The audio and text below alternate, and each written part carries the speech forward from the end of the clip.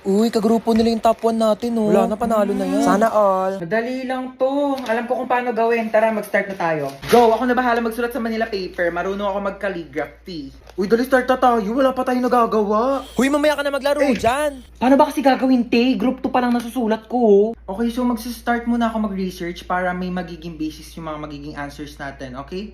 Basis. Alam mo yon? Hindi. Ikaw. Leader. Uy, ang ganda ng laptop niya, oh. So ito yung mga isusulat mo, ha? Ang bilis naman. Buti hindi naglalag yung laptop mo, no? Mabilis kasi talaga yung processor ng laptop ko. Oh. Bilisan mo dyan, te. Wait lang, te. Hindi ko mabasa. Late kaya ng screen. Na-dictate ko. Wag na. Bakit? Hindi ako marunong mag-spelling.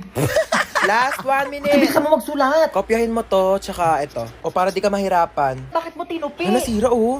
Don't worry guys, hindi yan nasira. Ganyan talaga ang laptop ko na Asus VivoBook 16 OLED. Natutupi talaga siya ng ganyan kasi meron niyang 180 degrees hinge. Ay, ang perfect natin. Nakahiga lang yung laptop ko. Mas madali ko nababasa. Long angas, natutupi yung laptop niya. Uy, magsulat ka na. Ay, Palabas na ng sorry, pintuan sorry, yung te. sulat mo, te. saan mo nabili yan? Binili ko to from Asus Cool for School promo na extended pa hanggang September 17. Teka, papabili ako kay mama niyan. Bumili na rin kayo para naggaganto na rin ang laptop nyo.